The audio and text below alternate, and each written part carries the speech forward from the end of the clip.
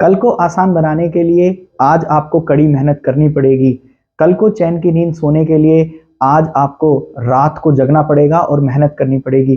कल को अपने सपने पूरे करने के लिए आज आपको मेहनत करनी पड़ेगी। इस प्यारी सी कोटेशन के साथ मैं अपनी वीडियो को शुरू करता हूं। मैं गौरव आपका स्वागत करता हूं आपके अपने YouTube चैनल गौरव कॉन्सेप्ट पर। जैसा कि आप लोगों को पता है, मैंने इंडियन पॉलिटी, भारतीय राज्य व्यवस्था की एक सीरीज चलाई थी। उसी सीरीज में मैंने आपको लास्ट टॉपिक उपराष्ट्रपति, भारत के वाइस प्रेसिडेंट के बारे में बताया था। और आज जो मैं वीडियो आपके सामने लेकर आया हूं उसी का नाम है काउंसिल ऑफ मिनिस्टर, यानी कि मंत्री परिषद। तो आइए वीडियो को शुरू करते हैं। लेकिन वीडियो को शुरू करने से पहले अगर आप मेरे YouTube चैनल पर नए हो तो सबसे पहले मेरे YouTube चैनल को लाइक कीजिए, सब्सक्राइब कीजिए और बेल आइकन को दबाना बिल्कुल ना भूलें। और इस वीडियो को ज्यादा से ज्यादा अपने दोस्तों में शेयर कीजिए। तो आइए वीडियो को शुरू करते हैं। मैंने इससे पहले आपको उपराष्ट्रपति के बारे में पढ़ाया था, लेकिन आज जिस टॉपिक के बारे में हम बात करने वाले हैं वही है यूनियन काउंसिल ऑफ मिनिस्टर, यानी कि संघीय मंत्री परिषद। सबसे पहली बात, ये मंत्री परिषद होता क्या है? तो आपको ये पता होना चाहिए कि मंत्री एक्चुअल में होते कितने प्रकार के हैं। तो हमारे पास 3 मंत्री होते हैं। एक मंत्री कैबिनेट मिनिस्टर होते हैं, एक राज्य मंत्री होते हैं और एक उप मंत्री होते हैं। जब हम कैबिनेट मिनिस्टर की बात करते हैं, हम आए दिन सुनते हैं कि कैबिनेट की आज मीटिंग हुई, कैबिनेट की कल मीटिंग हुई। तो ये कैबिनेट है क्या? एक्चुअल में क्या है, हमारा जो प्रधानमंत्री होता है वही प्रधानमंत्री लोकसभा या राज्यसभा से चुना जाता है, लेकिन उसका बहुमत कहां पे देखा जाएगा? लोकसभा में देखा जाएगा। तो उसी लोकसभा के बहुमत दल के नेता को हम प्रधानमंत्री कहते हैं। और वही प्रधानमंत्री अपने मंत्रालयों के लिए कुछ लोगों को नियुक्त करता है जिन्हें हम मंत्री परिषद कहते हैं। तो उन्हीं मंत्रियों में कुछ इंपॉर्टेंट मिनिस्टर होते हैं जिन्हें हम क्या कहते हैं? कैबिनेट मिनिस्टर कहते हैं। और जब हम इन कैबिनेट मिनिस्टर की बात करते हैं तो भारत के प्रशासन का सर्वोच्च इकाई, जो हाईएस्ट काम करने वाली एडमिनिस्ट्रेशन यूनिट होती है, वही कौन होते हैं? कैबिनेट मिनिस्टर होते हैं। और जब हम इन कैबिनेट मिनिस्टर की बात करते हैं तो ये अपने अपने मंत्रालयों के क्या होते हैं? अध्यक्ष होते हैं। भाई, हम कैबिनेट वर्ड की बात करते हैं तो जब हमारा संविधान बना तो उस संविधान के अंदर कैबिनेट शब्द नहीं था। तो फिर हमने क्या किया? हमने एक संविधान संशोधन किया, 44वां संविधान संशोधन, जो 1978 में हुआ। और इसी संविधान संशोधन के तहत आर्टिकल 352 में किस शब्द को लिख दिया गया? कैबिनेट शब्द को लिख दिया गया। The very most important question जो आने वाले एग्जाम्स में या यूपीपीसीएस के एग्जाम में या यूपीएससी के एग्जाम में कई बार पूछा हुआ है। तो इस पॉइंट को आपको याद रखना है कि कैबिनेट शब्द मूल संविधान में नहीं था। इसको 44वें संविधान संशोधन 1978 में क्या किया गया? ऐड किया गया। और इसे कौन से आर्टिकल में रख दिया गया? 352 में रख दिया गया। तो पहले टाइप के जो मिनिस्टर होते हैं उन्हें हम कैबिनेट मिनिस्टर बोलते हैं। इन्हीं मिनिस्टर्स की सहायता के लिए हम एक मिनिस्टर बनाते हैं जिन्हें हम राज्य मंत्री कहते हैं। ठीक, आप ये भी कह सकते हो कि ये जो कैबिनेट मिनिस्टर होते हैं ये बड़े बड़े मंत्रालयों के प्रमुख होते हैं। जैसे आपने रक्षा मंत्रालय सुना होगा, गृह मंत्रालय सुना होगा, होम मिनिस्ट्री सुनी है, आपने फाइनेंस मिनिस्ट्री सुनी है। तो इनके जो अध्यक्ष होते हैं वो कैबिनेट मिनिस्टर होते हैं। और इन्हीं की सहायता के लिए बनाए जाते हैं कौन? राज्य मंत्री, जिन्हें हम स्टेट मिनिस्टर कहते हैं। अब राज्य मंत्री या राज्य नाम से आपको स्टेट याद नहीं रखना है कि ये किसी किसी स्टेट से बिलोंग करते हैं, नहीं। राज्य मंत्री का मतलब है कैबिनेट मिनिस्टर की सहायता के लिए इन्हीं मंत्रियों में से होते हैं जो मंत्री परिषद होता है, लेकिन ये इनकी सहायता के लिए बनाया जाता है। और ये इंडिपेंडेंट भी होते हैं और डिपेंडेंट भी होते हैं, मतलब ये स्वतंत्र प्रभार भी होते हैं और बिना स्वतंत्र प्रभार के भी हो सकते हैं। इन्हें कुछ छोटे छोटे मंत्रालय क्या किए जाते हैं? दिए जाते हैं। तो इसी को हम बोलते हैं कैबिनेट की सहायता के लिए। फिर एक मंत्री और होते हैं जिन्हें हम उप मंत्री बोलते हैं या डिप्टी मिनिस्टर्स बोलते हैं। वो डिप्टी मिनिस्टर राज्य मंत्री की सहायता के लिए और कैबिनेट मिनिस्टर की सहायता के लिए, दोनों की सहायता के लिए बनाए जाते हैं, जिन्हें हम क्या कहते हैं? उप मंत्री कहते हैं। तो पहला सा लॉजिक आपको क्लियर होना चाहिए कि हमारे मिनिस्टर या मंत्री परिषद कितने टाइप के होते हैं? 3 टाइप के होते हैं। 1 2 3, कैबिनेट मिनिस्टर, राज्य मंत्री और उप मंत्री। कैबिनेट मंत्री वो मंत्री जो इंपॉर्टेंट मिनिस्टर होते हैं, जो अपने मंत्रालयों के प्रमुख होते हैं, उनकी सहायता के लिए राज्य मंत्री, और दोनों की सहायता के लिए कौन बनाया जाता है? उप प्रधानमंत्री बनाया जाता है। तो पहली बात तो ये क्लियर होनी चाहिए, बहुत से लोगों को ये नहीं पता होता। अब हम बात करते हैं एक्चुअल में मंत्री परिषद बनाया ही क्यों गया है। आर्टिकल 74 ये लिखता है, राष्ट्रपति की सहायता और सलाह देने के लिए, राष्ट्रपति को सहायता और सलाह देने के लिए एक मंत्री परिषद होगा। और उस मंत्री परिषद का अध्यक्ष कौन होगा?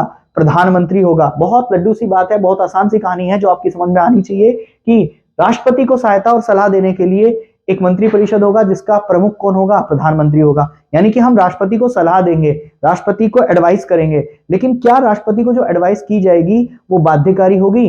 भाई हम जानते हैं 1976 में हमारी एक महिला प्रधानमंत्री रही जिनका नाम था इंदिरा गांधी, और इंदिरा गांधी को कहीं ना कहीं इनसिक्योरिटी फील हुई अपनी सरकार को लेकर, इसीलिए उसने एक संविधान संशोधन किया जो था 42वां संविधान संशोधन, जिसे आप मिनी कॉन्स्टिट्यूशन के नाम से भी जानते हो। और इसी मिनी कॉन्स्टिट्यूशन लघु संविधान के तहत मंत्री परिषद जो सलाह देंगे किसको, राष्ट्रपति को, वो सलाह क्या होगी, बाध्यकारी होगी, बाउंडेड होगी। कहने का मतलब राष्ट्रपति को हमारी बात माननी ही होगी। लेकिन जब हम राष्ट्रपति को पढ़ते हैं तो मैंने आपको बताया था कि राष्ट्रपति रबड़ स्टैंप नहीं है। भाई अगर राष्ट्रपति सारी की सारी बात मानेगा तो वो तो एक रबड़ स्टैंप हो जाएगा। तो अगर राष्ट्रपति रबड़ स्टैंप होगा तो फिर उसके होने का फायदा क्या होगा? इसीलिए जब नेक्स्ट गवर्नमेंट आई, 44वां संविधान संशोधन हुआ और उसने ये कहा कि राष्ट्रपति एक बार सलाह को वापस कर सकता है। कहने का मतलब जो भी एडवाइस की गई है मंत्रिपरिषद के द्वारा उसे राष्ट्रपति एक बार क्या कर सकता है, वापस कर सकता है। लेकिन अगर वही चीज वापस राष्ट्रपति के पास आती है तो राष्ट्रपति उसे वापस नहीं कर सकता, राष्ट्रपति को वो एडवाइस माननी ही होगी। कहने का मतलब तब वह क्या होगी, बाध्यकारी होगी। तो इसी को जब राष्ट्रपति किसी एडवाइस को या किसी चीज को पुनः वापस करता है तो हमने पढ़ा है राष्ट्रपति की वीटो पावर, जिसमें कौन सी वीटो पावर है आप कमेंट करके बताना, लेकिन फिर भी मैं आपको बता देता हूं, सस्पेंशन वीटो पावर जो हम निलंबनकारी वीटो शक्ति पढ़ते हैं उसी में लिखा है राष्ट्रपति किसी भी मामले को पुनर्विचार के लिए भेज सकता है। लेकिन जब वो मामला दोबारा राष्ट्रपति के पास आता है तो राष्ट्रपति बाउंडेड होता है, बाध्यकारी होता है उस सलाह को मानने के लिए। ठीक, तो ये तो सीधी सी बात है मंत्री परिषद के लिए।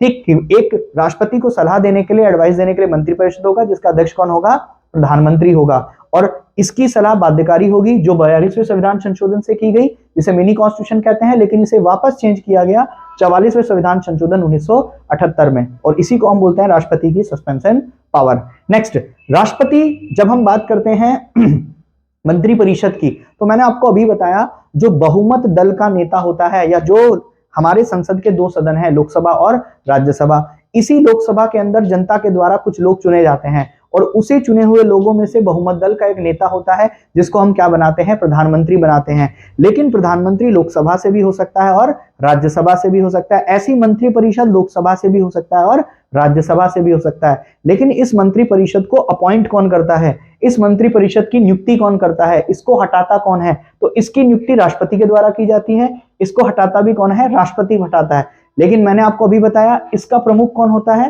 प्रधानमंत्री। भाई मंत्री परिषद का प्रमुख कौन होगा, प्रधानमंत्री। तो राष्ट्रपति तो इन्हें नियुक्त करेगा, राष्ट्रपति तो इन्हें हटाएगा, लेकिन किसकी सलाह पर, प्रधानमंत्री की सलाह पर मंत्री परिषद को नियुक्त किया जाता है और हटाया जाता है। This is the most important बात। अगर राष्ट्रपति ही मंत्री परिषद को हटाएगा और नियुक्त करेगा तो इनकी एक रिस्पॉन्सिबिलिटी होती है जिसको हम क्या कहते हैं, इंडिविजुअल रिस्पॉन्सिबिलिटी कहते हैं, व्यक्तिगत उत्तरदायित्व कहते हैं। और व्यक्तिगत उत्तरदायित्व जो होता है मंत्री परिषद का वो केवल और केवल किसके प्रति होता है, राष्ट्रपति के प्रति होता है, क्योंकि राष्ट्रपति इसे नियुक्त करता है, राष्ट्रपति इसे हटाता है। ठीक, बड़ी आसान सी बात है। नेक्स्ट, अगर हम बात करें मंत्री परिषद अपना त्यागपत्र किसे देता है, राष्ट्रपति को। मंत्री परिषद को शपथ कौन दिलाता है, राष्ट्रपति दिलाता है।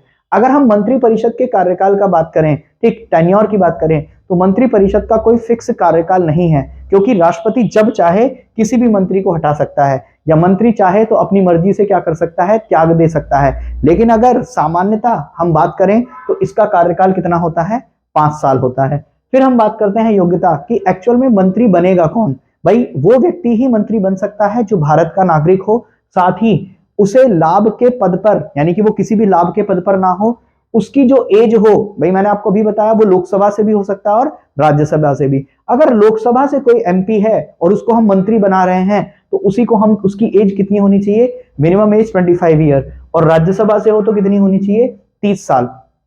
लेकिन सबसे इंपॉर्टेंट बात यह है कि वही व्यक्ति मंत्री बनेगा जो व्यक्ति संसद का सदस्य होगा। कहने का मतलब या तो वो लोकसभा का सदस्य होगा या वो राज्यसभा का सदस्य होगा, उसी व्यक्ति को हम मंत्री बनाएंगे। लेकिन हमारे संसद में एक कानून भी पास किया गया जिसको ये कहा गया कि किसी भी व्यक्ति को कभी भी मंत्री बनाया जा सकता है, चाहे वो लोकसभा का सदस्य हो या ना हो, चाहे राज्यसभा का सदस्य हो या ना हो। तो फिर कैसे, अगर वो मंत्री पद पर है या मंत्री पद उसने ग्रहण कर लिया है तो 6 महीने के अंदर उसे लोकसभा या राज्यसभा या संसद का सदस्य होना ही होगा।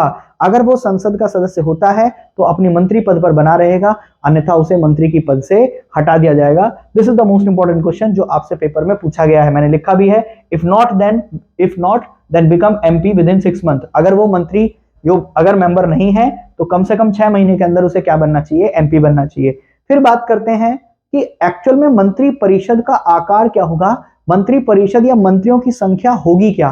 ठीक भाई, जब हमारी संसद को, जब हमारे संविधान को लिखा गया तो ऐसा कभी नहीं लिखा था कि मंत्रियों की संख्या एक्चुअल में होगी कितनी, लेकिन हमने एक संविधान संशोधन किया जिस संविधान संशोधन का नाम था 91वां संविधान संशोधन 2003, और जिसमें हमने ये कहा कि मंत्री परिषद की संख्या लोकसभा की कुल सीटों का 15% से ज्यादा नहीं होगी, क्योंकि जितने ज्यादा एमपी चुने जाएंगे, जितने ज्यादा मंत्री चुने जाएंगे, उतने ही ज्यादा दिक्कत होती है निर्णय लेने में, डिसीजन लेने में। क्योंकि भाई आप लोगों को पता है कि सारा का सारा डिसीजन या सारी की सारी सरकार मंत्री परिषद और पीएम के ऊपर डिपेंड करती है। जैसा जैसा मंत्री परिषद कहते हैं वैसा ही राष्ट्रपति करता है, और इन मंत्री परिषद का अध्यक्ष कौन होता है, ठीक पीएम होता है। इसीलिए हम ये कहते हैं कि मंत्री परिषद का जो आकार होगा वो लोकसभा की सीटों का 15% से ज्यादा नहीं होगा। This is the most important question जो सबसे ज्यादा पेपर में पूछा जाता है और बच्चों को नहीं पता। ठीक, तो आपको पता होना चाहिए कि 15% से ज्यादा लोकसभा की सीटों से ज्यादा हम मंत्री नहीं बना सकते। फॉर एग्जांपल अगर हम लोकसभा की सीटों की बात करें 545 और उसका आप 15% निकालो तो 80 या 81 से ज्यादा मिनिस्टर्स हम नहीं बना सकते हैं। ठीक, फिर हम बात करते हैं कि इन मंत्री परिषद को हटाया कैसे जा सकता है। भाई लिखा है, भाई वैसे तो राष्ट्रपति जब चाहे किसी भी मंत्री को हटा सकता है, लेकिन प्रधानमंत्री की सलाह पर। लेकिन अगर हम बात करें मंत्री परिषद की कलेक्टिव रिस्पॉन्सिबिलिटी की, सामूहिक उत्तरदायित्व की, तो ये सारे के सारे मंत्री किसके प्रति उत्तरदायित्व होते हैं, लोकसभा के प्रति उत्तरदायित्व होते हैं। क्यों होते हैं भाई, ये लोकसभा के प्रति इसलिए उत्तरदायित्व होते हैं कि अगर प्रत्येक मंत्री की बात करें तो ये ज्यादातर, चाहे वो मंत्री लोकसभा का सदस्य हो चाहे राज्यसभा का सदस्य हो, लेकिन ये लोकसभा के प्रति ही क्या होंगे, उत्तरदायित्व होंगे।